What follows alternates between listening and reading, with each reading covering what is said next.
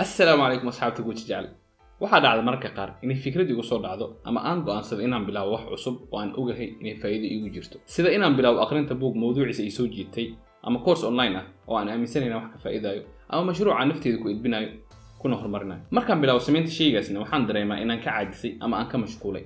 laakiin run ahaantii ma ahan inaan ka mashquulay laakiin waxa ay qabsada sidaan ay u dhacaan waxa igu soo dhacday fikrad ومركز أنا واقع إني عجيب تهي وهدان سمع أنا أميسن هاي إني أخبرني بسوق كردين دونتا كدبنا وحن بلاوا سمينتيسا سي حماس له أنا جويس له واتكون راح يسندو تا سمينتيسا كدبنا وحن أركا هوش إيتا لسمينت هذا إني نفوذه وحن يصوب حمود كدب إني وباهن تهدى ذلك كبدا أنت يصورني كدبنا وحن لايا وانكوبر يروحن أو ميلان كبلاوا ما أفهم كدبنا وحن سوق على دارك سوام أوف ديسبير أو ماشان كوني يتجبل هاي أو سمينت شيء عن وذي عن كذا تجي لهاي وأنا ماشي بدنا عدد فكرته هودا أما رياضه ذي كذا نازلان oo ay kaga niyad jaban laakiin qof walba heer gaara xagga ku niyad jab oo wuxuu isku dayaa dadaalku inuu wado ilaa uu ka gaaro hadafku walahay hadaba su'aashu waxay tahay hadaan rabay inaan dhameeyo waxaan bilaabay oo aan sameeyo waxyaalahan oo arko noloshayda inay wax wanaagsan ku soo kordhin doonaan maxay yihiin sababaha iga hortaagan iyo maxay igu caawin kara inaan dhameeyo wax walba oo aan bilaabay oo ah waxaan muuqaalkan kaga hadli doono oo walaalkiina saaxiibkiina soo tawaydeed daawasho faa'iido leh sababta aanan u dhameynin waxaan bilaabno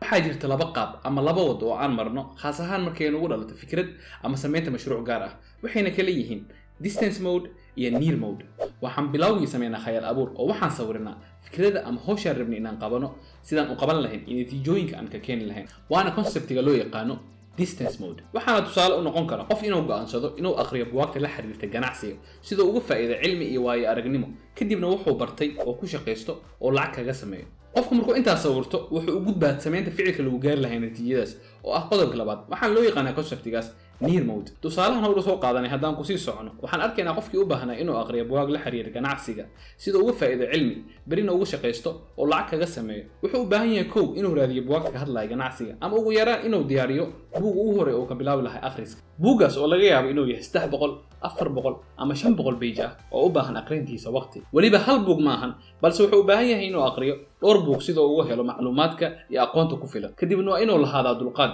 sida uu dabaqo wuxuu bartay oo laga yaabo inay qaadato bilooyin ilaa ay sanado sida uu helo natiijada uu ka rajeynayo dhibka jirana ma rabnaa inaan inta u dulqaadan oo waxaan rabnaa inaan horey natiijada ka helno sidaa darteed waxaad arkaysaa muuqaalada ku jira YouTube-ka oo leh si fudud lacag ku sameey ama maalin gudihiisa $1,000 ku sameey oo dad badan daawaday waxaana hubaal ah qof walba muuqaalada daawaday inay qabsan doonto labada qodob ah hadda ka hadalno maxaa naga caawin kara inaan dhameeyno waxaan bilaabno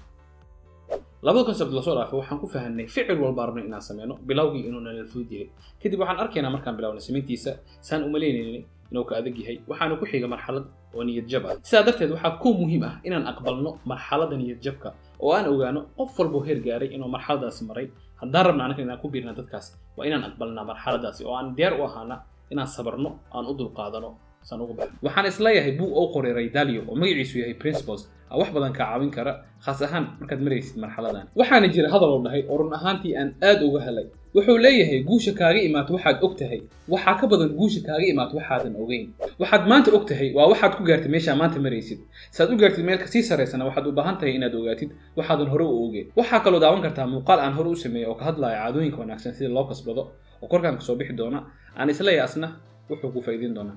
tan ku xigtana waa u diyaar ahaanta dhibaatooyinka dadka rabayna wax sameeya oo fikrada qaba way badan yihiin laakiin dadka fikradahooda ficil u bedela oo noloshooda heerka gaara way yar yihiin waxayna kala yihiin dad aanan diyaar u ahayn inay u dulqaataan dhibaatooyinka iyo kuwa kale diyaar u ah inay u dulqaataan oo la imaadaan dadaalka iyo juhdiga loo baahan yahay si u gaaraan hadafkooda ma fududa hawsha shaqo badan ay u baahan tahay inaad ka mid noqotid dadka noloshooda heerka gaaray maalintaad go'aansatid inaadan niyad jabin oo aad diyaar u noqotid inaad waajahdid dhibaatooyinka kugu soo socda waxaa hubaal ah inaad hadafkaaga gaar doontid wax ka hor istaagna ma jiri doona hadduu Ilaahay idmo waxaan jeclahay inaan kaaga mahadceliyo waqtiga aad ila qaadatay waa walaalkaaga iyo saaxiibkaaga shuuta ugu leh mustaqbal wacan